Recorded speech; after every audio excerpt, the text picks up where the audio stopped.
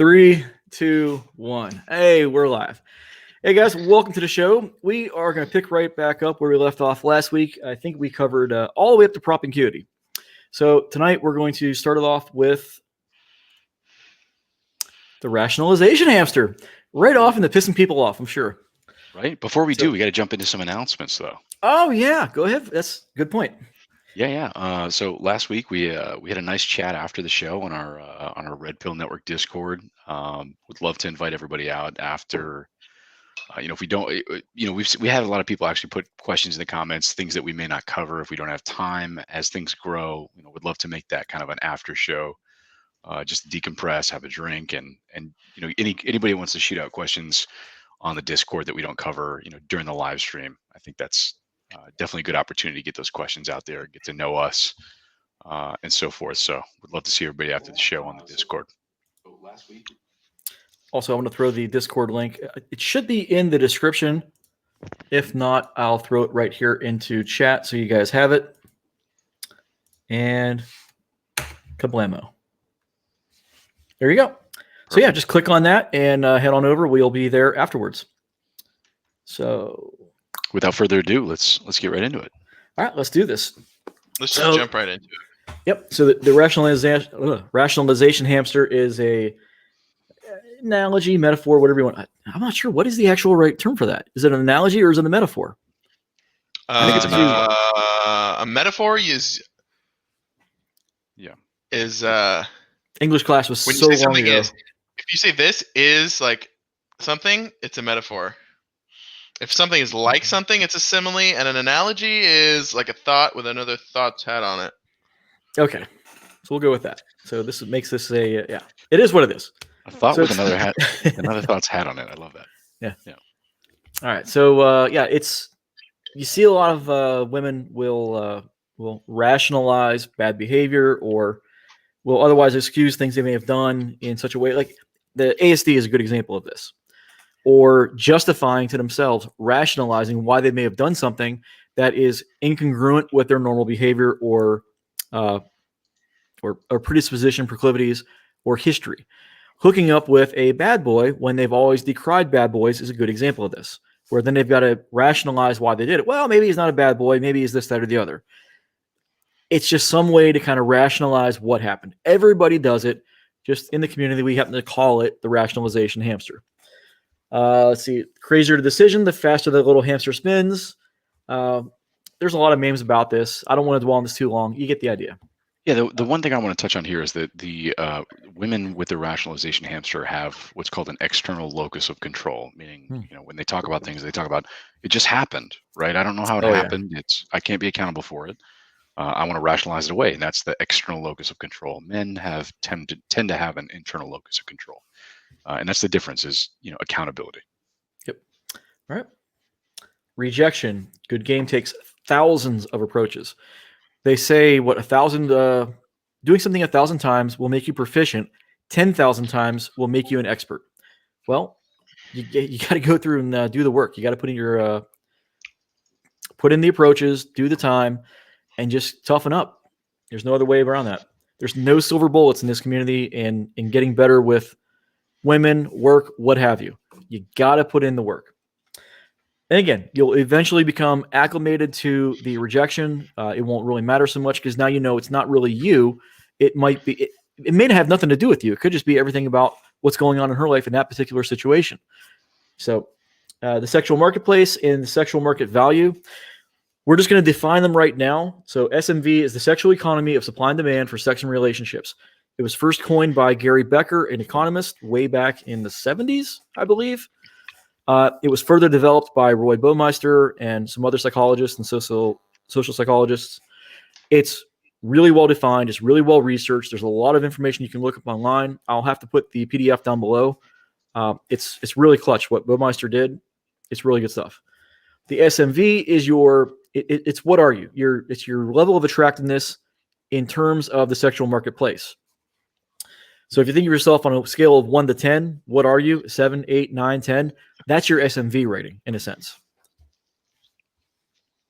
Yeah, and I think every guy that's out there knows the 0 to 10 scale. Mm-hmm. see, shit tests, aka fitness tests. These are different from comfort tests. I'm going to throw that out there right now. Those are a little bit different outside the scope of this conversation. We're going to get into tests a little bit later in the in tonight's show. Actually, we're going to go into some more details here in just a second. Mm-hmm. So there's subtle and sometimes not so subtle tests women do. They're congruence tests to make sure you are what you say you are, and this never stops. Even over on the Red Pill women's side, they check themselves to make sure they're not doing this too much to turn a guy off and become problematic.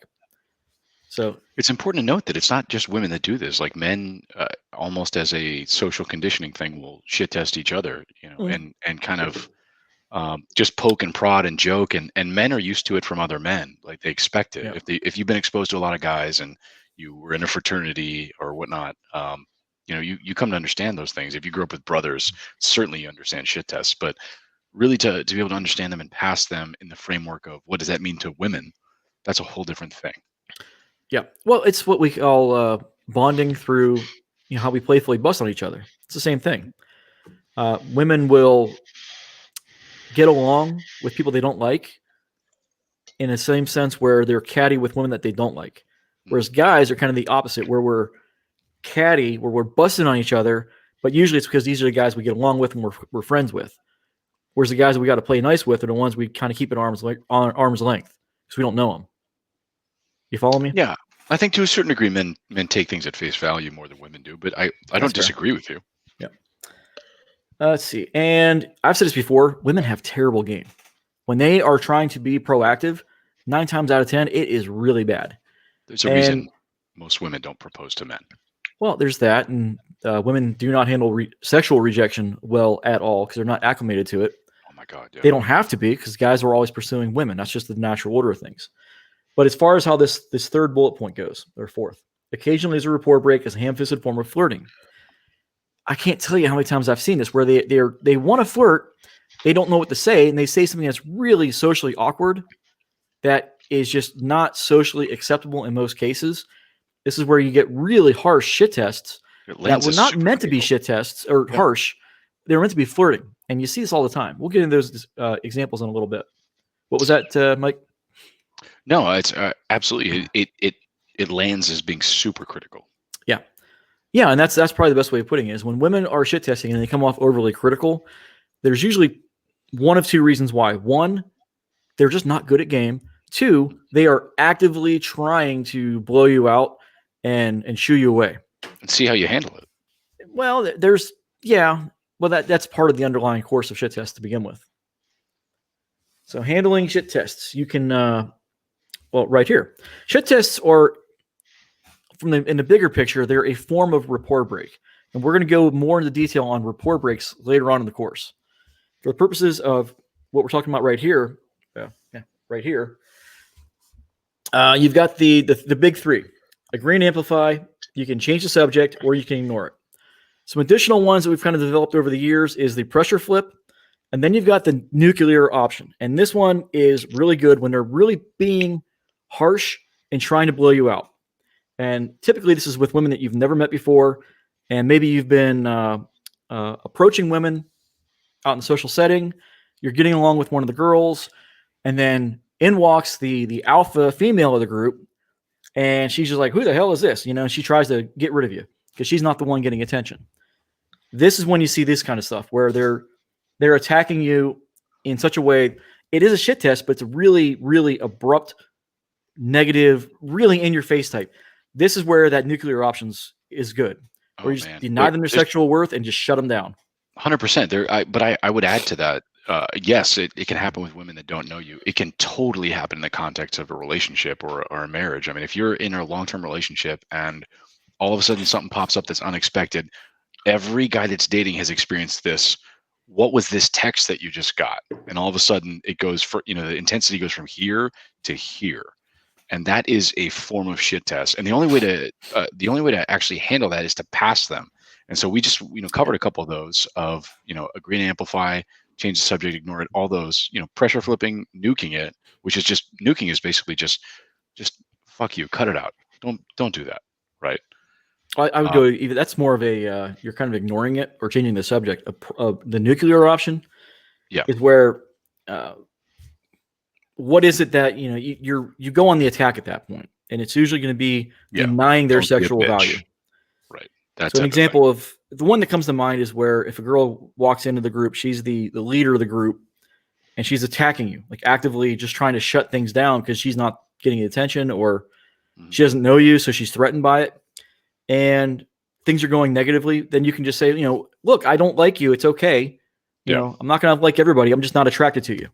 And then you immediately go back to the people you were talking to. I have an amazing there's no story way to about recover this. from that. I have an amazing story about this that I'll save for the Discord after the show. All right. But that happened to me. Good segue. Good advertisement. Yeah. So a pressure flip is where you just kind of flip things right around immediately. And you put the onus on them. Good example.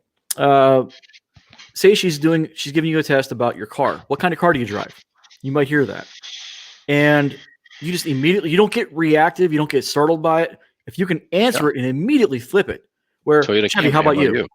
Yeah. How about you? As soon as you rattle that off, you just you flip it right back around. Now they're the ones who are being qualified.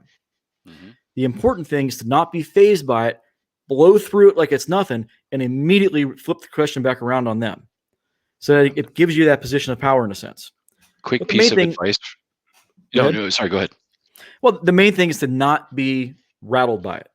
That's the key thing to take away from this. Quick piece of advice for guys just starting out is women sometimes conversationally just want you to hit the ball back. Mm-hmm. Sometimes they just want you to just be able to hang in there and not really, not make an unforced error. Mm-hmm. Yeah, I said it before that these are all just different types of rapport breaks. Rapport breaks have another term. You know what it's called? Flirting. Yeah. So if you think of it in that sense, when you get a shit test, it's just their way of flirting. Mm-hmm. So sometimes it's a little bit harsher than others, and just kind of in your mind, pat them on the head like, oh, you're retarded. You just don't know any better. Yeah, the one that's not written here, from the married red pill side of things is the amused mastery, right? Is that's cute, right? You're not affected by it. And that's, sometimes that's kind of a cousin of ignore it. But that's the other one. It's amused mastery is nothing gets to you.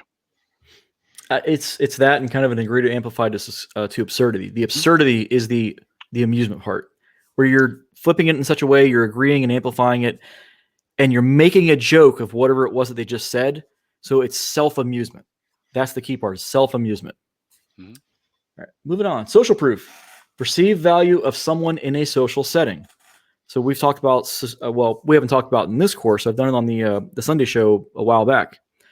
Status is the number one driver of what makes men attractive to women.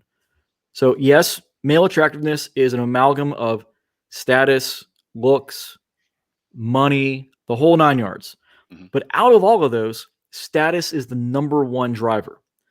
So this is where you've got guys who have what we talked about before the show. Whenever you go to a concert, the guy on stage that everybody's giving their attention to has this high status in the room. These checkout magazines at in the grocery store. James, do you want to weigh in on the social proof piece? Oh, social. I guess social SMV being directly tied into social status is the most powerful tool of attraction that there is. Mm-hmm. Yeah, you were saying before the show that's what you said before. Yeah, the one singular truth. Oh, you mean the one singular truth? Yeah, I mean, if you're everything, you can trace everything in the red pill back to like tribal. We evolved in tribes, and if you're the chief, obviously, you get the most attention from women. So, well, no, it was that specific quote you had come up with. What? That it's the one singular truth? Yep. That's the one. I think that's true. Status creates desire was your point. Mm-hmm. Yeah. Yep. And we talked about this before, like I said, with the magazines and like Elvis, the Beatles, women were losing their minds. They're passing out because they like these guys so much. But these guys were just kind of goofy looking. What gave them all of their attraction was their status. And that was the formation of the celebrity kind of what makes celebrity so attractive. Notice that it's not necessarily the guys. Guys like the celebrities because they're good looking, but there's a lot of women that are celebrities that most guys are like, no thanks. But on the flip side, you see a lot of women who are going to be attracted to guys just because of that status. And again, I was starting to talk about this before with these magazines and checkout counters. It's not guys buying these magazines. It's not guys who really care about celebrity life. But this social proof stuff is kind of where it's a microcosm of status being attractive to women. I think that's so interesting for two reasons. Like, number one, there are NFL guys or NFL players, or there are Formula One guys, there are professional soccer players worldwide that look really goofy, and they've got supermodels, right, that they're dating or they're married to. Well, otherwise, if they didn't have the status, you'd be like, they would go nowhere in life. If that was a guy that was packing groceries, this dude would not be dating that woman. And every guy knows that as a fundamental truth. Women know that, right? But I think I forgot about the second piece of that. But the first piece of that is a fundamental truth that every guy and woman knows. Yep. Yeah, it's absolutely true. It's been studied out the wazoo. There's a whole show about this on Discovery, The Science of Sex Appeal. They did a deep dive into this. I may have gotten in trouble with the YouTube overlords by sampling too much on the Sunday show. So yeah, you can look it up. I'll drop a link in here later. Status is king. I've always said this. It's absolutely true. Status is king, and it's going to drive your attractiveness throughout your life. You can only hit the gym and do all the things we tell these younger guys to do for so long. Once you're in your 50s, 60s, 70s, 80s, and beyond, I don't care how good you look as far as hitting the gym goes. You got to have other things coming into focus to make yourself attractive to women in that primary market segment that you're always going to be attracted to. We've talked about this before. Cross-culturally, across age ranges, men are almost exclusively primarily attracted to women in their early 20s. Doesn't matter if they're 50, 60, 80, 100. Women are still going to be attractive to them in their 20s. Then you got guys like, Vachi, Hugh Hefner, what was that Italian president who got in trouble there for a little while with the Bonga Bonga parties? Oh, yeah. So, yeah, these guys are in their 60s, 70s, whatever, and these women are still massively attracted to them because of their sky-high status. So, and yes, money and power kind of comes into that. Power is a form of status. Being rich is a form of status. Money and power can get you status. Absolutely. Especially when you get into a certain echelon where you're like billionaires, where they're spending more money in a weekend, like it's nothing, than what most people make an entire year. That's what's mind-boggling. It's these lifestyle differentials, right? It's like these people live differently than the normal person, and it's absolutely evident. And when you see that, how evident it is based on their behaviors and the way they throw money around like it's nothing, it really does boggle the mind sometimes. I remember a story. I don't want to dive into this too much, but he was one of the princes or Saudi royalty, and whenever he would travel somewhere, he would send out an advanced crew. They would go and buy all the stuff that they would normally have back home, spending about $50,000 per weekend anywhere they go. Because it was just easier to buy the clothes and have it all done there. Yeah, it was just easier to do that than it was to bring all their shit with them. But they're dropping like $50,000 a day, like it's nothing. That's just wow. Yeah, so when I lived in Florida, Busch Gardens in Tampa, the Anheuser-Busch Corporation would actually hire young college girls to their entire job was to take the Bush family sons, actually, before they sold out to InBev, around, and their entire job was basically to be not I don't want to say glorified concubine, but essentially like cruise director for them, actually going out and meeting young girls, in a college town. Yeah, that'd be a nice problem to have. Go out and find me some girls for me for a while. Pretty much. That's money. So, anyways, the last portion of this section of the class that we're going to touch on tonight before we dive into IOIs, which stay with us, it's coming up, is women like sex. Believe it or not. They may not have the testosterone that men have, but they still like it, Again, look at women's advertising in these supermarket magazines at the checkout counter. You see this all the time. Focus on what they're focusing on women, or telling women to focus on. That's the key takeaway here. So how to get sexy, how to attract the best possible mate, how to have more sex. But then they give them sex tips. And it's usually for the man's enjoyment. And it's all shaped around getting a guy, a high status guy that they want. And it's not just about like guys, like how do you go meet women? No. This is giving women the tools how to get the guys they want and keep them. And usually it's almost always through some sort of relationship with sex. Sex sells, yes. But it's just interesting to me that the whole thing is shaped around women's utility with sex. And it's not just Cosmo. We're going to get this just a second here. So some examples. Let me full screen this so you can see it. Mm-hmm. So you got sex pulls, the sex angle, feel sexier, sex extras. It goes on and on and on. And it's not just Cosmo, okay? This is a fitness magazine, Glamour, Scarlet, I think is towards younger women. Red Book has nothing to do with sex usually. It's still in there.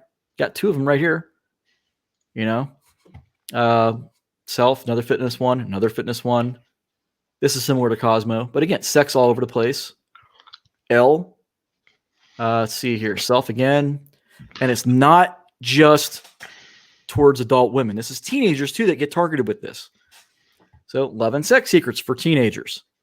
So again, being mindful that a lot of our media is geared towards women in the sense of making them maximize their sexuality in a utilitarian way. So, and the reason I have this slide up here is because you never know when you're going to have underagers slipping into the bars or clubs. So know your state's age of consent laws from it's cover your ass, right? So I'm not advocating you go out and hook up with teenagers. Well, that's one heck of a public service announcement. Yeah. But I'm telling you what, we had this problem when I was in the reserves going out of state. Some girls slipped into one of the clubs down there. One of the guys hooked up with her. This whole big brouhaha happened before I'd gotten to the base. And so the guy hooked up with an underage girl and all hell broke loose. This is where I learned that when you cross state lines, it doesn't matter what the state's age of consent laws are. It goes federal, then you got to be 18. Yep. So that's where you got to watch your ass. So, yeah. Well, let me lighten it up here and give everybody.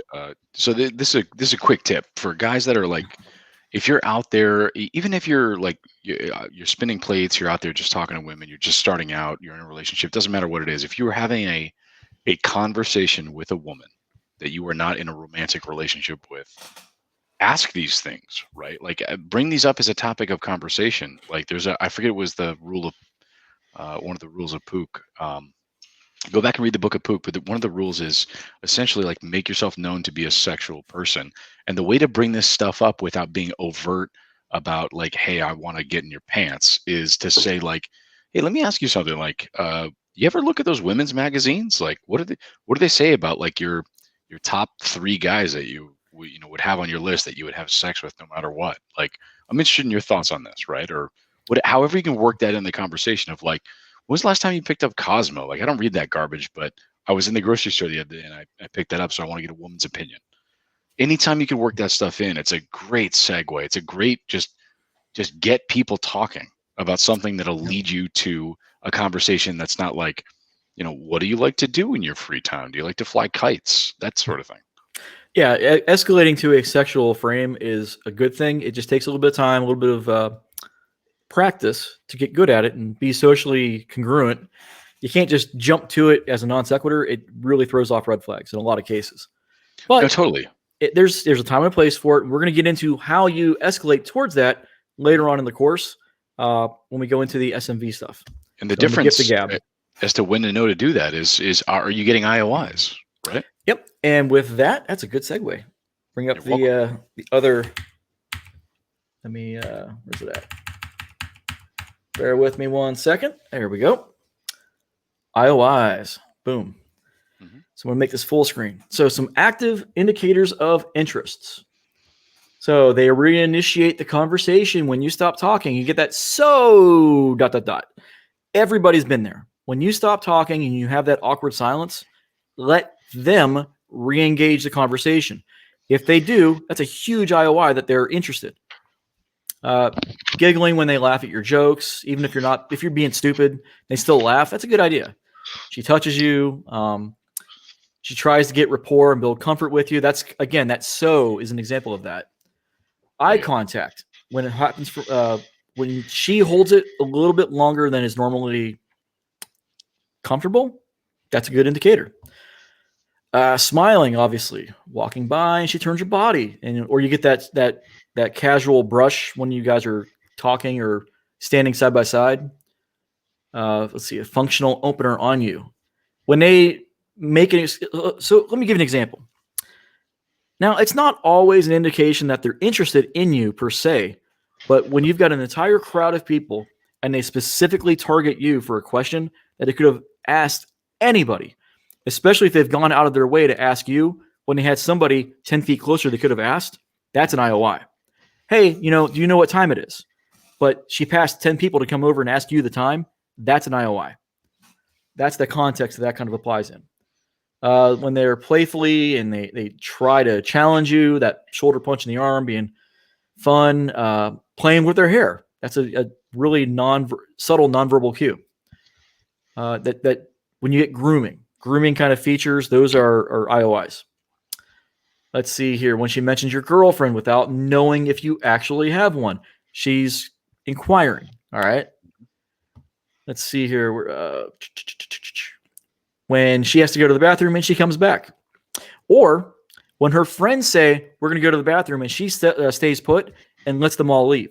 That's a huge one right there.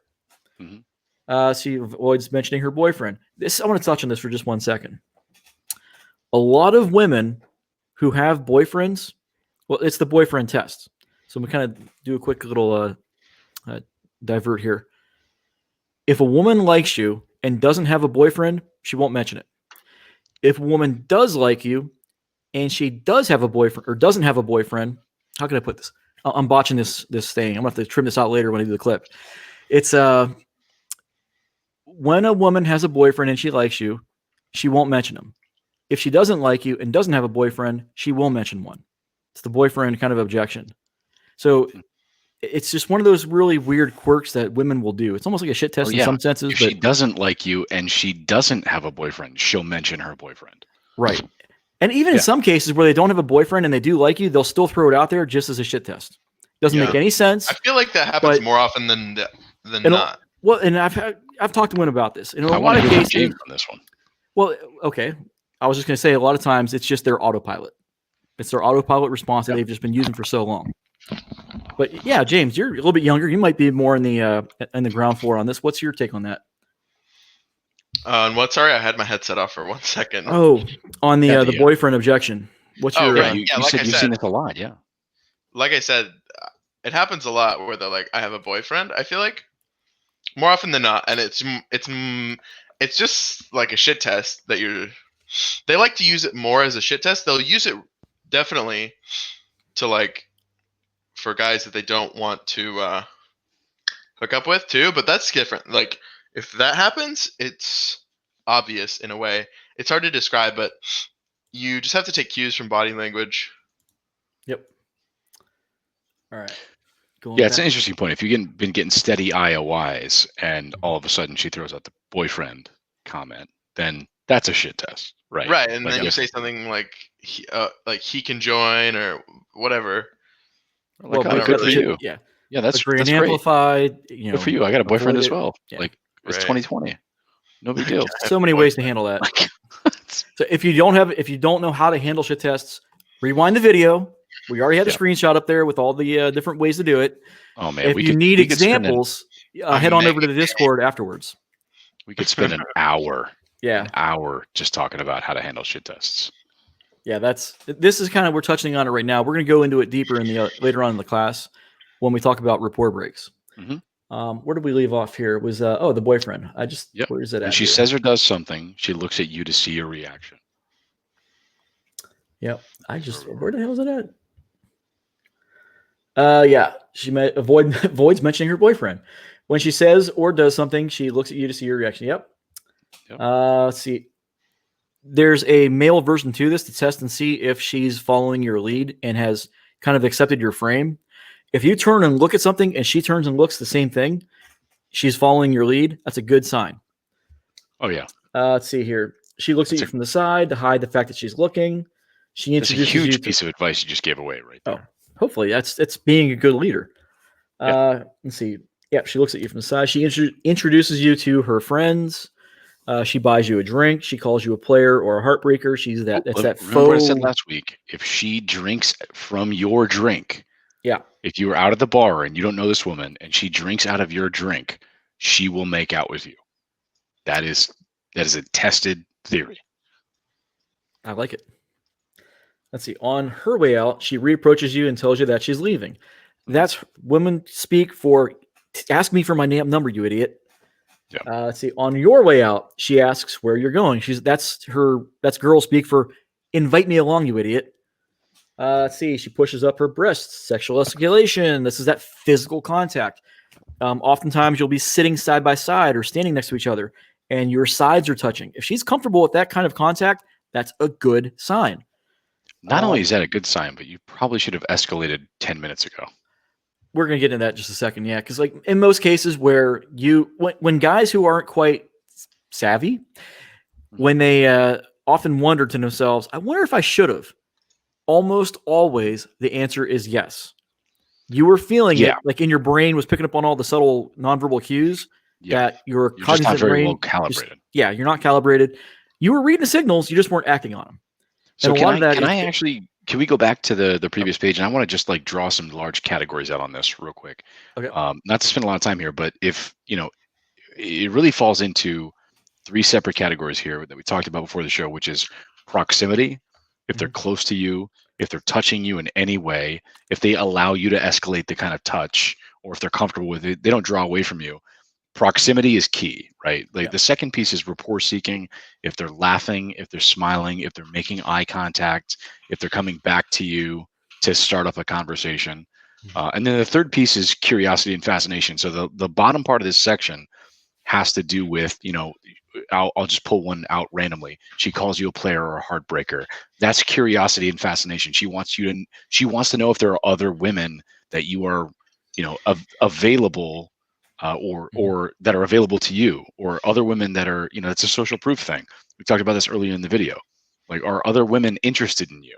If you're a player, so to speak, and you say, oh yeah, honey, you don't even know the half of it, right? Then A, you're passing the shit test, but B, you are telling her that you are a high status guy, you're broadcasting desire, and that is just accelerating the curiosity and fascination that she's got with you, right? I don't have any girlfriends, but I know a few women that'd be disappointed if they heard me say that. Yeah, right. Exactly. So those are the 3 categories. Proximity, they are seeking rapport, and they have a curiosity and fascination with you. Yep. Let's see. Passive IOIs. We started touching on this a little bit ago. Proximity, again, they stand nearby, and proximity, especially in like a bar or a club setting, is something that you can actually time almost down to the second. It's hilarious. So typically you'll be out with your friends and you'll see a gaggle of women post up within 6 to 10 feet of you. You usually have about 60 seconds to approach that group before they mosey on to the next area. And oftentimes one of the women that has their back to you is the one that is probably interested in you, because they're the ones leading the group, stops the group kind of centers where they're at. So that person that was leading the group to where they're at to give your group proximity, I should probably have my picture on because I'm like doing all this motion. The idea is, so think of yourself in a bar setting, club setting. When women are moving through the venue in a group, if they see a group of guys or a certain guy that they're interested in, they're going to park their little group within 6 to 10 feet away from you or thereabouts. And they're going to wait for about a minute. They don't realize they're doing this. It's just they're kind of putting themselves out there, waiting to see who's going to approach. And then if nobody approaches, they move on to the next area of the club. And that's just kind of how they mosey around a venue. And you see this all the time. Guys just don't usually recognize what's happening. So when you're out, once this quarantine shit's done, go out into the world and you're going to look for proximity. 9 times out of 10, one of the girls with their back to you, who was the one leading the group, they're the ones that are interested in you or your friends. It's not hard to kind of, once you see it a few times, you actually take out a watch or a phone and time it. You got about 1 minute to make your approach. See, that's proximity. Her friend leaves and she stays. We kind of talked about this. She moves to see you and hangs out with you for extended periods. Pretty straightforward stuff. If you move and she follows or waits for you, pretty straightforward stuff. If she doesn't flinch or pull back as you get close, this is really, really important. A lot of guys, they'll do like they call pecking. So you'll see them in a social setting where they're talking. The guys are they're going in close to talk, and then the girls are like doing this whole. They're backing out of the conversation. You want to be able to get close a little bit, and they're not backing out. You don't want to be pecking. Pecking is bad, but when you get close and you can get that cheek to cheek kind of contact where you're talking into each other's ears in a very loud venue, You're leaning in together. You're leaning in together. If she's comfortable with that, huge IOI. You're escalating properly. Let's see here. When your body's touched in some way that she doesn't break contact. I've talked on this before. A good example of this is when you're sitting side by side or standing side by side and your legs or your hips are touching. You may have an arm around them and you're talking in each other's ear. That close physical contact and proximity is clutch. If you're getting that, you're in a good way. Even before that, like if you want to pull the one to hold these, like you turn and you go, oh, I'm sorry, I didn't mean to. Oh, I touched your arm. Like one of those kind of things are like, oh, excuse me, and just making it play it off as inadvertent. Then that's a huge piece as you escalate of like, it's a barometer check is what it is of like, oh, I touched your arm. Like, oh, whoa, excuse me. I wouldn't necessarily put an emphasis on it because that can come off. There's a time and a place for that. But I would definitely, it's a measured thing where you've got to, as you gain experience and become savvy to this kind of stuff, there are a lot of ways to do that. You'll know there's multiple ways to do it and when it's time to actually do it. Mm-hmm. Let's see here. Where were we? She doesn't resist when you escalate physically. We've already talked about that. Mm-hmm. The three most important, I got to put this on full screen. We've already touched on this before. These are the clutch ones right here. Make this full screen. Yeah, laughing. Okay. She giggles at your dumbass jokes. She touches you, and she reinitiates the conversation when you stop talking. Those are the three biggest, clear and concise IOIs that exist, in my opinion. Special kind of an IOI is the approach invitation, which is simply a woman's cue to you to approach them. Now, you often see this, like I said, with proximity. Look for the women on the ends that are bored and disinterested, looking around the venue. Get eye contact, smile. If they smile back, there's your cue to approach. And this is just a small little short list. The list of IOIs is near infinite. Yeah, so, this is not an exhaustive list. And I would argue it, but it's not exhaustive. You're right. I would argue that for guys, like eye contact is a huge key. I did this in the grocery store not long ago. Actually, is just there was a young woman there, and I was, trying to get in line, get through the line, get my groceries, and I noticed her. She, you pretty young girl, and I just maintained eye contact with her and smiled, and that's the only thing I did. And I proceeded to finish my transaction, got my groceries, went out to the parking lot, and no joke, I'm pulling out of my parking spot, and she actually walks across the front of my car so that I can't pull out, and she waves at me. I'm not a joke. Like I didn't do anything else to this woman. Didn't talk to her. Didn't open a set. Didn't actually initiate anything. I just maintained eye contact and smiled, and she literally walked in front of my car and waved at me, and that was that. Yeah, eye contact and an eye flash or a smile, those three in any combination are great ways to elicit an approach invitation. So let me give you an example. So you see a girl you like you just talked about, where you might smile at her. And then when she smiles back, that's your cue. Okay, go over and talk to him. Mm-hmm. If you give them eye contact, you give them the eye flash. You know what the eye flash is? Where you look at them, smile, eye contact, and usually that raised eyebrows, right? The eye flash, in concert with a smile, is just a friendly gesture that conveys oftentimes a reciprocal reaction. Boom, you've elicited an approach invitation through your own actions. It's really easy to do, but most guys are just too damn scared of eye contact to do it. So when you see a girl you like, you don't have to smile, but you can definitely do the smile with your eyes and do the eye flash. So if you get some sort of reciprocity, that's your approach invitation. Go talk to them. Don't wait for the 1 second roll, the 3 second roll, none of that shit. If you see a girl you like, do the eye contact, do the eye flash, smile, or some combination thereof.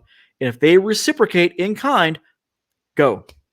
Yeah, let me just make a distinguishing, point here of it is an eye flash. It's almost like a quick nod of like, hey, exactly. Acknowledgement, Raised eyebrows, like a hey baby, wink wink. Yeah. It's not that. And this just kind of draws the larger point of like all this stuff is really subtle.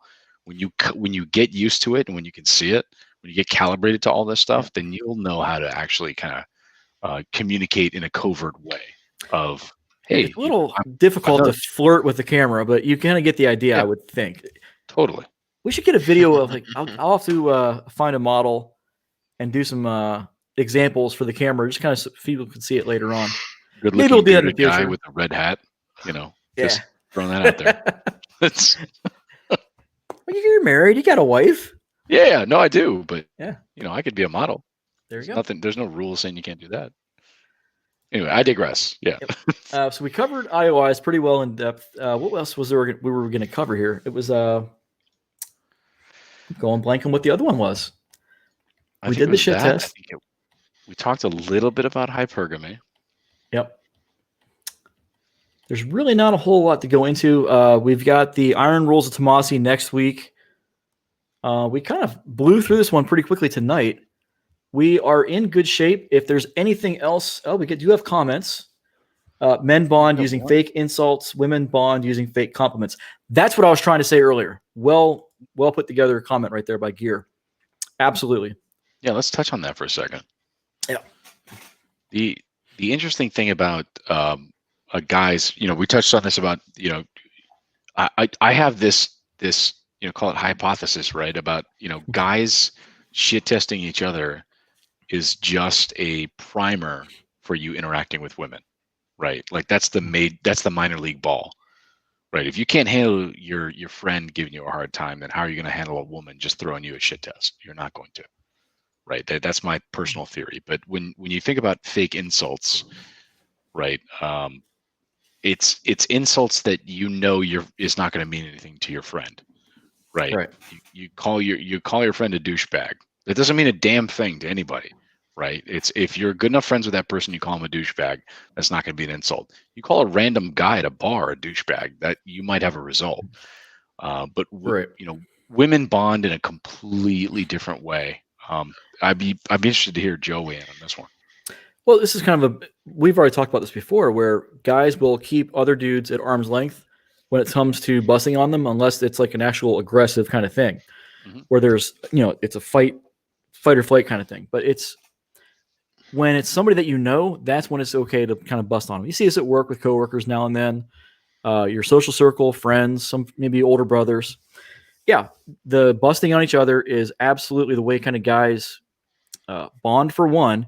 And you're right. It trains us for dealing with shit tests by women later on in life. Absolutely. Yeah, the fake compliment thing is interesting, actually. So when, I would say this, like women would bemoan a lot of the tactics that guys use, a lot of the dark triad stuff, a lot of the negging, that type of thing. But I've seen women use them far more than men.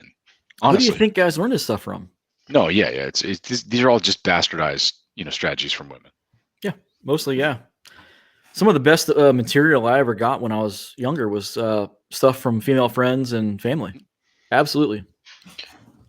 So, and whenever that's what blows my mind. Whenever you hear women online or wherever bemoaning stuff that these guys were doing, it's like, this is what you do. We learned this from watching you. So remember those old commercials back in the day? Yeah, it's absolutely like that. So there's another one. In this world of messaging and hookup apps, how important do you think is texting? I think I'll let the other guys weigh in on this, but I'll give them a minute to think about their answer here. I think the traditional logic, if you're in a relationship with a woman, but as a general rule, let's just call this a general rule, is texting is for logistics. Absolutely. Right? Like texting game is super challenging. Social media game is super challenging because you cut out. And here's the reason why: is you cut out 90% of the important elements of communication, which are tone, body language, eye contact, those type of things. That all of those nonverbals, you cut out like 85-90% of that, and you're just diminishing your message to, at best, words. For the modern generation, it's probably emojis, right? Like, how do you don't just send a woman an eggplant emoji with and it's done. It's not happening, guys. Like that. So in the modern world, you need to be cognizant of all the things that we're talking about with shit tests, things like that, because those are going to come through via text. They're going to. And if you're on a dating app or a hookup app or whatever it is you want to, my advice would be to engage quickly, try and create some kind of quick rapport, and then get them off that communication medium as quickly as possible. Like real quickly ask them and just say like, hey, you open for, do you like coffee? Right. You want to go grab a cup of coffee this week? That type thing. Well, you said it before. Texting is for logistics. And the reason a lot of women stick to it is, one, attention and validation is really easy to come by via text. 2, minimal investment. 3, it's a buffer. And these buffers keep the low quality guys at arm's length. The high quality guys, they're going to escalate very quickly with. So if you're not able to escalate very quickly with women via text, you got some improvement to do, some work to do for yourself, both in your text game, but also probably with your physicality, because 90% of this is based on looks now, especially with like apps like Tinder and so forth. So you got to have a certain level of fitness and looks going in your favor, the whole black pill kind of side of things. That's the reality. It is what it is. But the applicability of having good text game is really kind of a fool's errand, because if you're good looking, you got all this other stuff going in your favor, you don't need to have a good text game, because you're just going to escalate really, really quickly. You're not going to get laid over text. It's just not going to happen. So I don't even know. I don't even know if good text game is possible. It's not necessary. Is my point. It's not necessary. You're right. I think good text game is being able to escalate quickly in such a way that's relevant to your attractiveness level. Well, let me explain what I mean. Like when I say good text game, I mean like you can pass a shit test via text message. Like if there's a clear shit test on a dating app and you can pass it with your amused mastery or whatever it is, your agree to amplify, then that's the way to do it.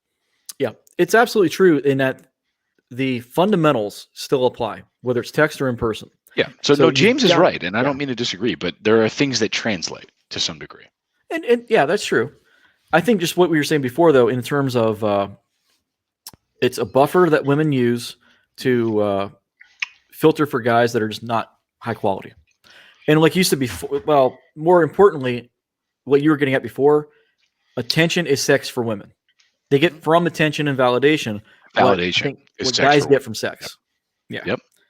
Validation is definitely sex for women. So you have to be cognizant of that. When you're texting a young woman or they're on a dating app, there's going to be a certain rapport you have in the conversation. And if you break rapport and she comes back again, then that for sure is, if you just stop the conversation for a day and she comes back and starts texting you again, and you can pick it right back up where you left off, then you're certainly leading the interaction there. I think that's the way to play it, right? Is if she's saying like, why didn't you text me? Hey, I haven't heard from you in a day. Just say, hey, I've had things to do. Well, I don't think most guys are going to get that. One, women are going to be afraid of coming off as needy.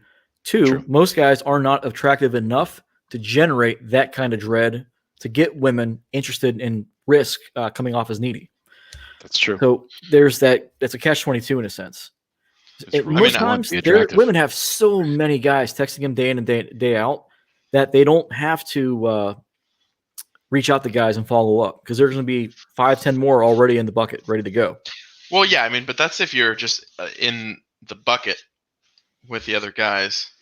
The whole point of all of this is to try to, be the person that they're, that they want to text you, even though they're texting all those other guys. They want you to text them, and you're not, and it's like driving them insane. Oh, yeah. No, that's true. But the main thing to take away from this is that texting is largely for logistics. Not really, you're not going to get much more out of it. And if you keep it going, you're going to end up being the text buddy that she derives validation from, and that's it. So you got to be sure that you don't end up getting put into that little category where you're the guy that she taps for validation now and then by sending you a text, a feeler, and then you text a bunch of times and then nothing ever comes from it. Right. Don't do that. 100%. Right. And when you say most of the girls in college usually do all the talk over text, that means that you are doing all the talk over text. You lead the interactions as the man. So this is all you, not them. Well, I would agree, except for the 2/3 rule, right? Of like, give them 2/3 of whatever they're giving you. Yeah, I mean, sure. Yeah, you're getting back to the Royce 2-for-1 rule, where for that's- every 2 texts they send, you send 1 back. It doesn't have to. It's not strict, right? But it's like, if a girl is sending you 1-line text messages back, right? Like not one word. Don't be sending her paragraph upon paragraph and she's not responding. Like, just throttle it back, guys. Yeah, I mean, you have to calibrate, but like, I feel like if you're counting the text messages, you're also so far off. Like, you just need to work on yourself, because you should be at a place where it doesn't matter if you text a girl too much or not, because either if she leaves, it doesn't matter.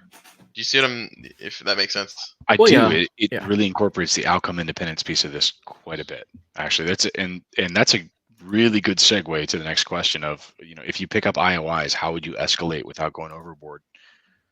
I would say, number one, outcome independence. What we just talked about of like, you must be talking, you must be plate spinning, you must be talking to multiple women, right? That way, if you get an indicator of interest, there's not a lot of risk of if you screw it up.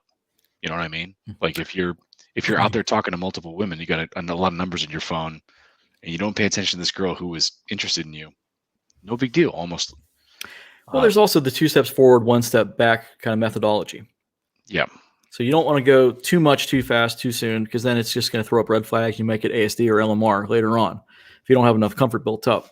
But we're going to get more into this in the course to answer this specific question of how do you escalate without going overboard when we talk about rapport breaks. And the escalation ladder. Yeah. Yeah. And if you're not sure what the escalation ladder is, go do a Google search for the Vin DiCarlo Kino escalation ladder. It's out there. You'll find it. Great stuff. Let's see here. Next question. If someone were to ask you to condense the qualities of a high-value man, what do you think the top 3 qualities will be? A degree of aloofness would be one. Got someone who's not very reactive or overly disturbed by the minutia. That's right, like emotional control, I guess. Stoicism, for lack of a better word. Yeah, that indicates a strong frame, for sure. Yep. Yeah, stoicism, strong frame, 3 qualities. I would say the second one is high testosterone, whether that's like guys just ripped or if he's, giving off that kind of aggressive tendency. And I don't mean like the gym guy that just wants to like murder everybody for leaving dumbbells out on the floor when they're not supposed to. I just mean in the sense of like, guy's not afraid to make eye contact. Guy's not afraid to like position himself body wise in front of other men or other women. A boldness. Yeah, just a boldness. Like I'm okay with myself and I'm okay to make space. And everybody recognizes that guy in a room. That's a high testosterone kind of guy. And I think I don't really know where I would place this one, but skill, competency, skillfulness is pretty big. Totally. And I would say that across the board, whether it's career-wise or what have you. A guy with no hobbies is a guy that it's kind of suspect, right? Like if you don't have a hobby that you're decent at and you're, now if you're a teenager, you don't have hobbies. That's one thing, right? Like you're probably playing video games. But if you're in your late 20s, early 30s, and you don't have any hobbies that you're decent at, like what have you been doing? Honestly. I would say kind of the dovetail on that is the piggyback on that is physical mastery in some way, shape, or form. Yeah. So you don't have to be gym bro, but you do have to have some sort of physicality to you that's not just going to be, 200 pounds of chewed up bubble gum. Make sure you got some sort of edge or mastery in that sense, competence, physicality. It could be a sport, could be a hobby. Maybe you do martial arts. Martial arts is one I always recommend It's a good shortcut to getting this kind of this I don't know what the word would be: aggressiveness, dominance, boldness. Yeah. You need to have that drive. Drive. That's probably the best way of putting it. When you do some sort of physical activity, it creates a drive that kind of touches on what you're talking about with the testosterone, that boldness, that confidence. So really, I think we kind of hit all three right there. I think so. So if we were to summarize, competence, and drive. Yeah, to some degree, competency, emotional control, which is competence, right, from an emotional standpoint. But you incorporated the physical piece, but then the high testosterone. If you take out the physical piece of the high testosterone, it really is just ambition and drive. I like that. Confidence, ambition, drive. Yeah, I like it. And competence, to James's point. Confidence, competence, and drive. Yeah, there it is. You've said it. There we go. Confidence, competence, and drive. I mean, yeah, and it's interesting if you look at like, I don't know. It's just there's not a lot of. Hold on, let me get my thoughts straight. A lot of the time, I'll notice the girls are with guys who aren't like, you have to have something about you. They aren't with guys who are even we would call alpha, but they're just like they have their own like confidence. They do their own thing, It doesn't have to be like. The really cool thing about like approaching a woman or being around a woman who's in a solid relationship with a decent guy. The interesting thing about that is you really only have one guy to compete with. Number one. And then secondly, you can it almost gives you room to explore your frame, because if she's in a relationship, it's low stakes, right? She may not want anything from you, or you can just you can flirt with her anyway. Like, so what? She has a boyfriend, just flirt with her. Maybe you don't want anything out of it, and that's fine, but just practice. There's a lot to be said for like going to the driving range, right? There's just like practice and flirt with a woman. Maybe you don't want anything from her. That's great, right? That'll give you experience for like if she's actually giving you indicators of interest and she has a boyfriend, you go, oh, I might use this on a different woman. And it's funny, we talked about this when I first came up with the concept of branch swinging. It wasn't even this big revelation. It was more in response to something that Decibel had said. He was a PUA about 10 years ago. And he was talking about this very subject, that when women are with a guy, it's just his turn. And that wasn't like just his turn, like in the way we know it. But in a lot of cases, women will stay with a guy longer than they otherwise should. And they're just waiting for a better catch to come along. If you're a better catch and all you're doing is presenting yourself as an option, if she likes you and branch swings to you, okay, that's great. It's now your turn, but you don't lose anything for trying. All right. There's an argument to be made whether it's a dirtbag move to go after a woman that's got a boyfriend already or whatever, but game is amoral. Okay. It's not immoral. It's not moral. It's amoral. So you throwing yourself out there as an option. Yeah. I'm not going to make a judgment, but there's nothing to be lost from actively engaging in conversation with a girl who has a boyfriend or even a girl who has a husband. If you truly don't mean any harm and you're just like, it is for sport, right? Like, you're not trying to get in her pants. You're just trying to see like, hey, are there any indicators of interest out here? Right. And that's the key is outcome independence, right? Like, I don't care if I don't get anything out of this woman. I'm just gonna have a nice conversation. And by the way, this should be in the context of game everybody, right? Game the old lady at the grocery store, game the guy that makes your coffee in the morning, right? If you're having that conversation and you are in an abundance mentality and have that outcome independence, you don't care what comes out of it. And if a woman who has a husband is throwing you indicators of interest, then you know what? Guess what that does? It builds confidence. You don't have to act on it. Nothing has to come out of it. You're doing something right. But hey, you know what? I'm onto something here. I'm calibrated correctly. Yeah, whether or not you act on those IOIs, at least it's feedback that you're doing something right and you're learning from those lessons. Totally. From that socialization. I think it was Nietzsche that said, when you're climbing the mountains of truth, even if you don't reach the summit, you're still training your powers to climb the mountain better than the very next day. Something to that effect. And it's kind of the same thing here, where you're training, you're practicing. Even if you don't get the girl, at least you're working towards that goal. Action practice is all you're putting those plans, those words, those learnings, those trainings into action. So for guys that are going out trying to meet women, trying to get laid, that type of thing, think about it this way, right? If you're stepping into the gym are you going for a 1 rep max every day? You're probably not, right? You're practicing lower volume where you're working up to a 1 rep max. Think of getting laid as a 1 rep max, right? Like don't test that every day, right? Don't try to go out there to try and get laid every day. Try and go out and have a conversation. Try and go out and get a phone number. Just make that your marker. And it's like, hey, if I can get a couple of phone numbers, I'll be happy with that. Like make that your goal. And that we'll way you're talk not more so about- focused on, the end state of things of like, I just want to, stick my dick in something. It's not a We're going to recipe for talk more about success. this over on Discord after the show. Yeah, I don't want to preempt that. There's some more questions, I think, right? Yep. So we got a Zoomer, which is Gen Z. These are these young kids just getting out of high school. Love it. So apparently Poor he's doing kids. pretty well, already pulling girls at his age. Let's see here. It's double. So these social media apps are a double-edged sword. Mhm. His profile is really good. He offers a large pre-selection. But is this a question? Is there anything that we can tease out of this? I don't think it's structured super well, but I think let me speak to the double-edged sword piece for a second, which is that it goes back. Go back and watch the previous episode 3, Red Pill University, about propicuity, about proximity. On a dating app, it's very difficult to make an impact because you don't have any kind of personal relationship or rapport with these women whatsoever. That's absolutely super, super difficult. You're going to have more luck, actually running game on women that you see face to face. I don't care if it's at the coffee shop or whatever, notwithstanding the quarantine stuff, but in your school, in your day to day, people that your gym, people that you come in contact with, you're gonna have more luck there.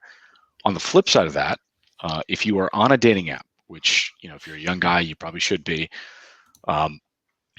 you are definitely playing the numbers. I have actually been out talking to women, and it had them pull up their Tinder or their Bumble or whatever it is, and what they are getting from a man's standpoint is straight garbage.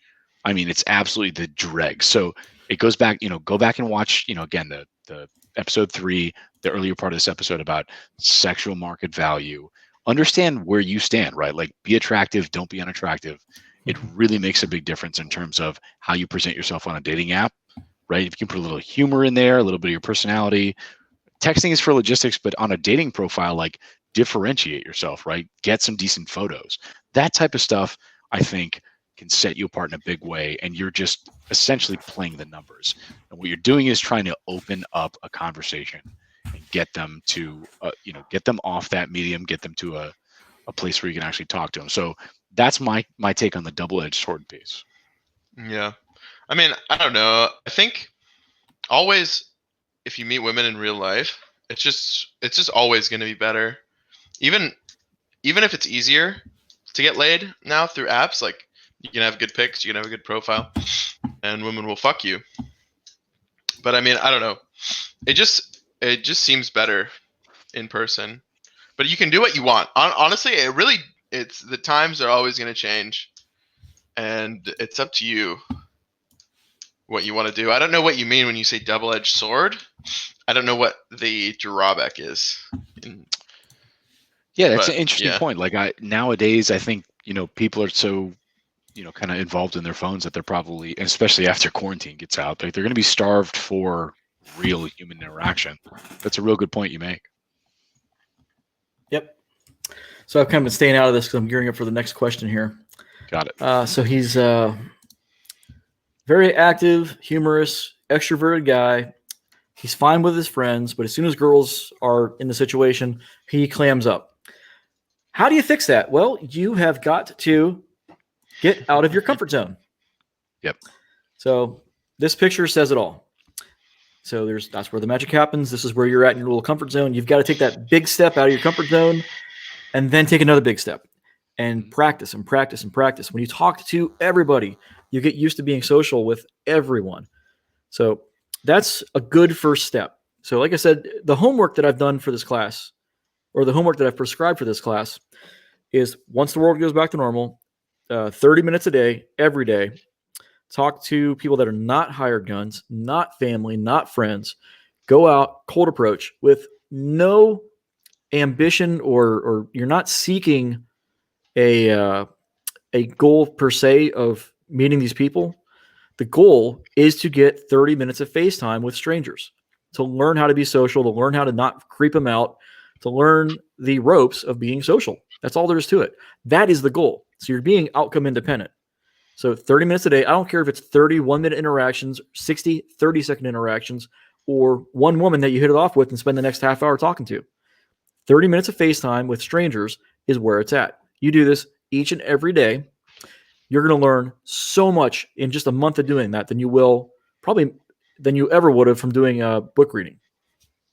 Yeah, I would add just work up to it, right? Like Yeah. when you say you're nervous when it comes to girls and you're introverted, I would say when you go out to take these risks and start up conversations specifically with women that you don't have an interest in, right? Like just talk to the old lady, talk to the 40, 50-year-old woman about, oh, hey, I see you reading the newspaper. Is there anything interesting in there? Like they just start up a conversation. It's low stakes and you'll get those reps in. You'll get used to what it feels like to actually carry a conversation. And if it goes south, I can't remember the last time I saw somebody reading a newspaper. Usually it's on their phone now. Yeah, I mean, fair enough. There's your newspaper opener. There you go. There's your, for roll the clock back. If it was 1987, there's your newspaper opener. Yeah. Because that's my advice is, just game women that are not in your interest group, right? If you, like, for example, if you are attracted to Asian women, like just, game some other demographic that you're not attracted to. Like if you see a Hispanic woman, you're not attracted to them, just make it a point to go up and talk to them. Oh, excuse me. I noticed that you were talking about XYZ. Like, I don't have a lot of experience with that. Can you tell me about it? That type of thing. It's low stakes, right? Work your way up, start with what you're comfortable with, but then work out of your comfort zone. And if you're, like we just saying, so I think we've given you a little bit of a precursor to what the training wheels coming up later on in the class will be. Let's see here. And my advice is to gain SMV. We don't have to go into it, but improving SMV is the crux of the last leg of this course.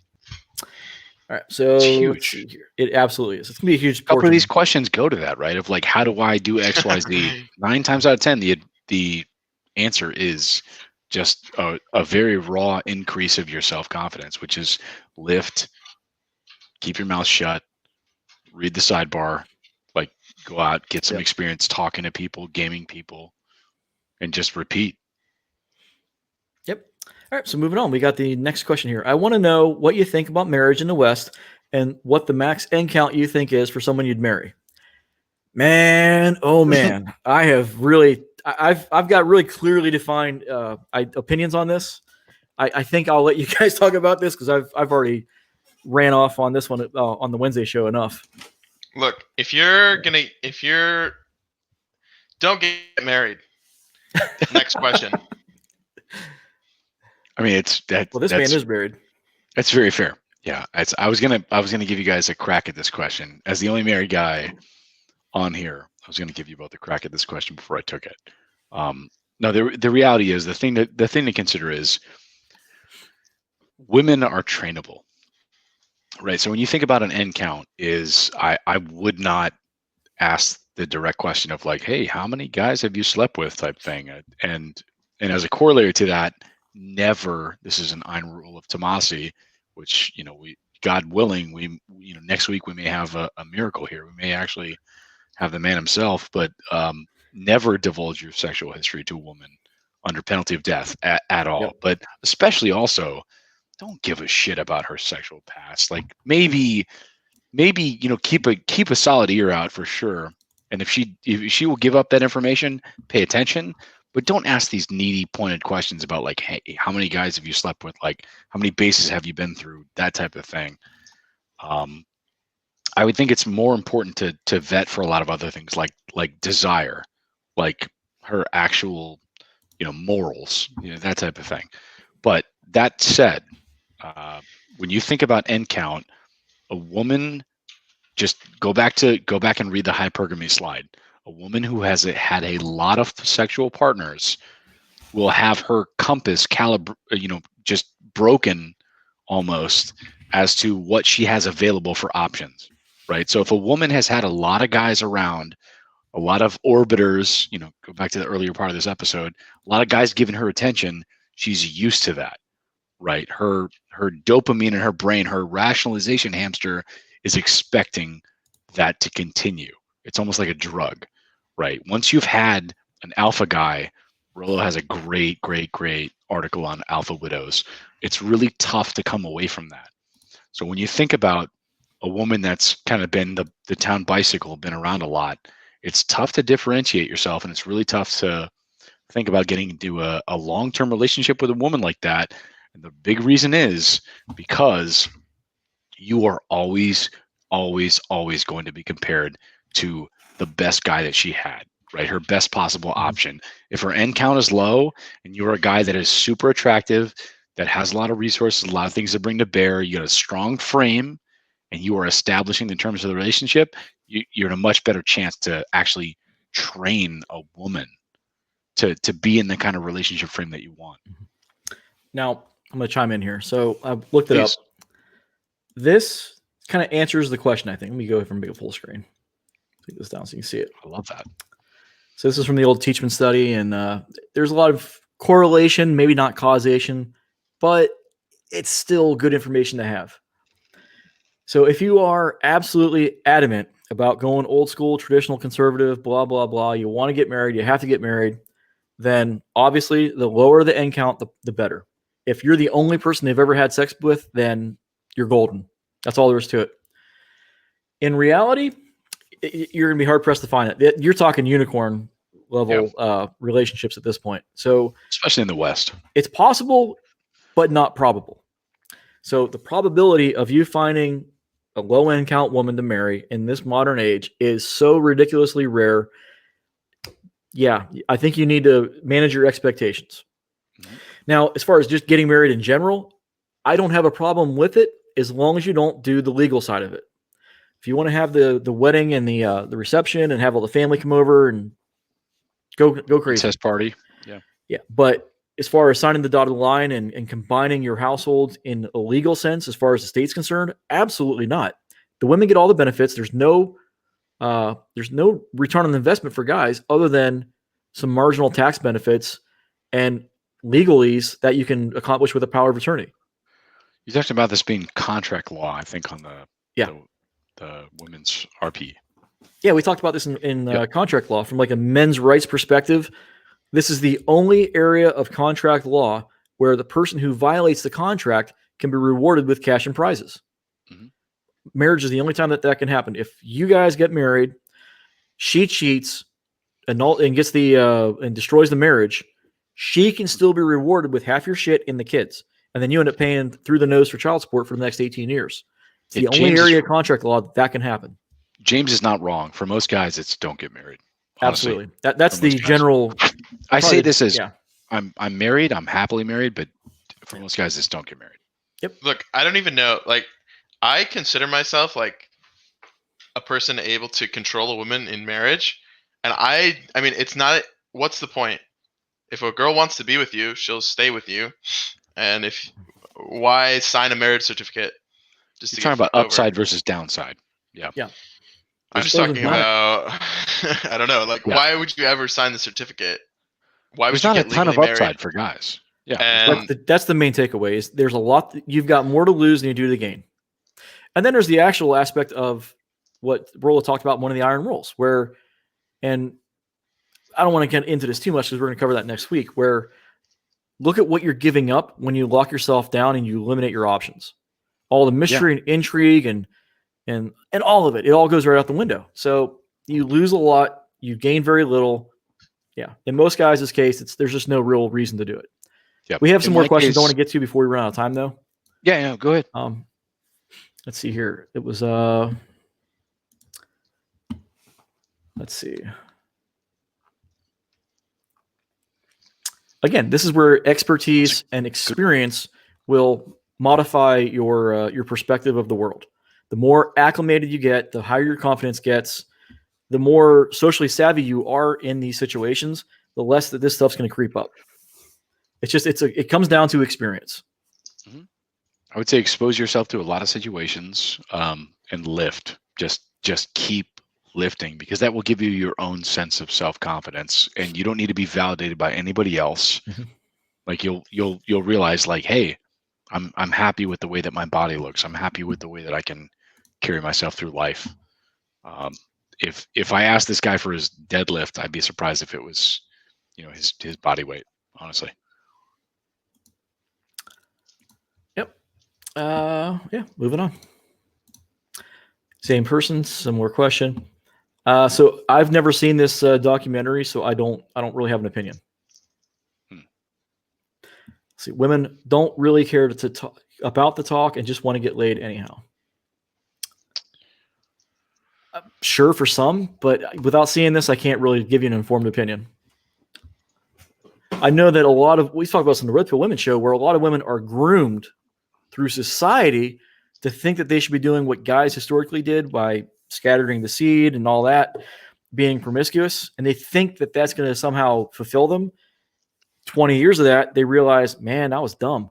And then they regret it, and then they're wondering where are all the good men at. It's like, well, they're in your 20s where you left them.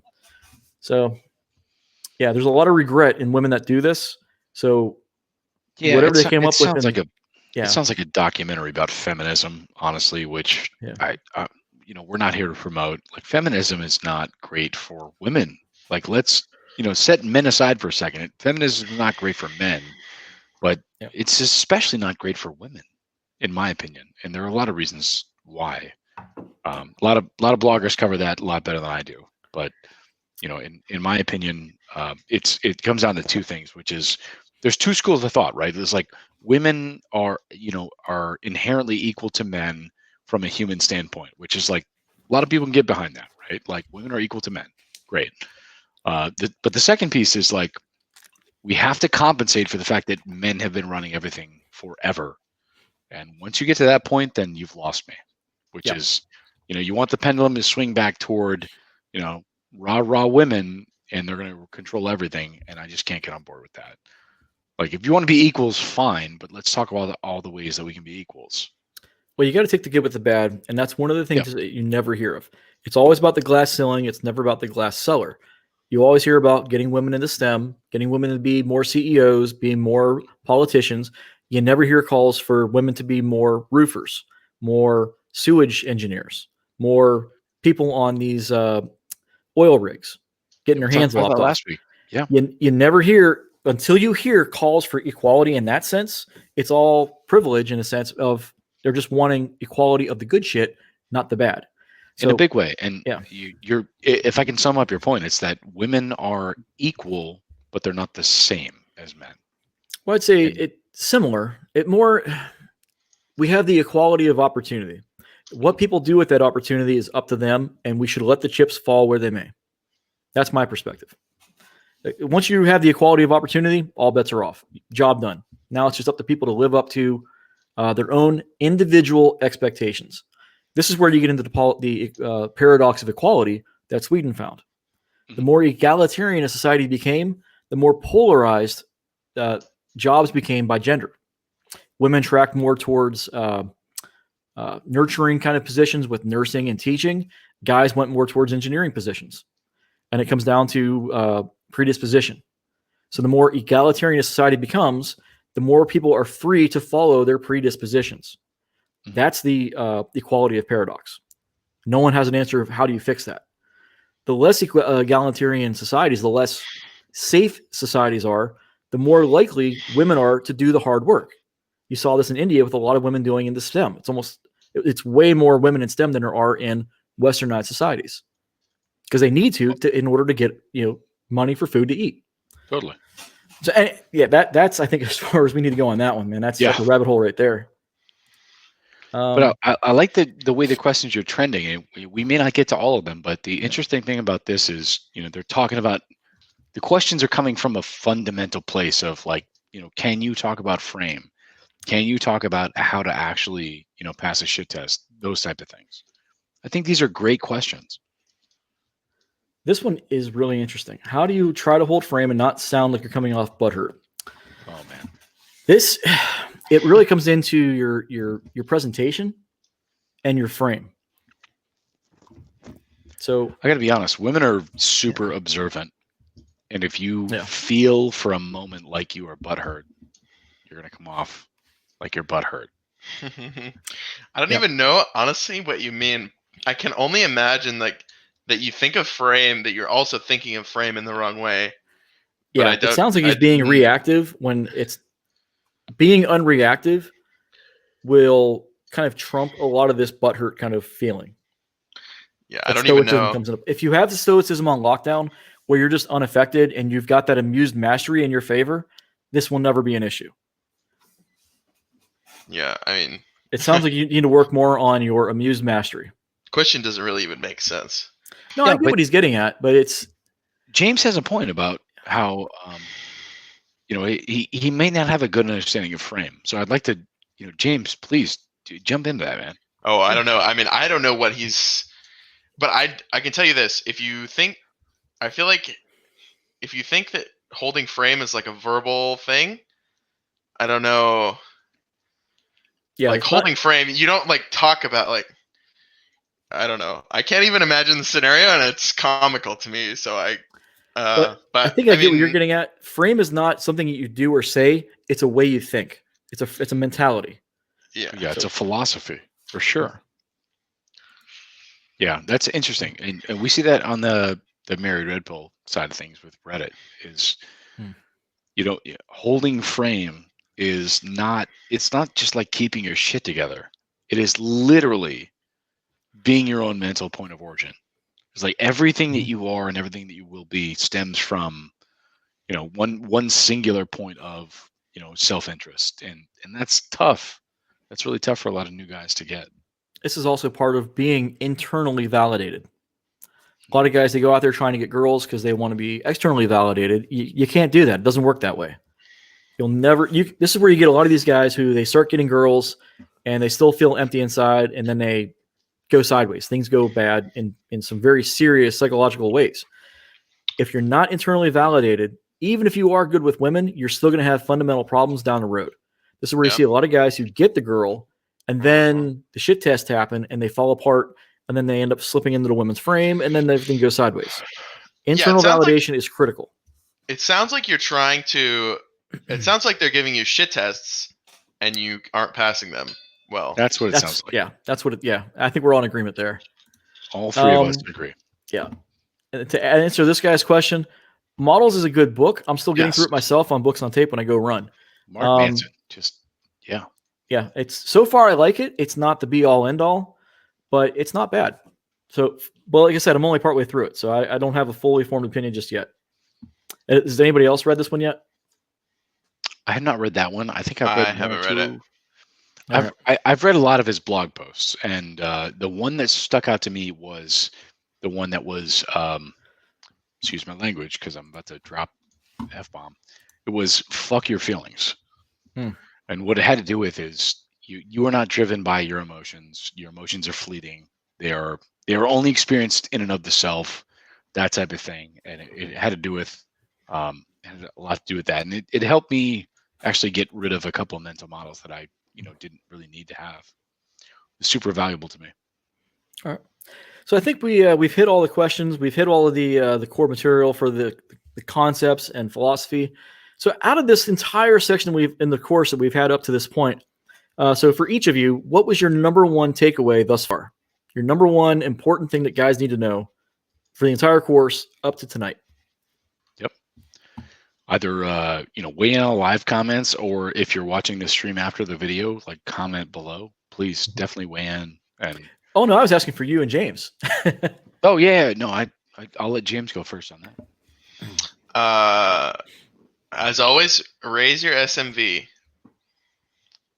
I can't remember what we've talked about in previous weeks, but that's the thing that I'll just keep saying. So raise your SMV. All right.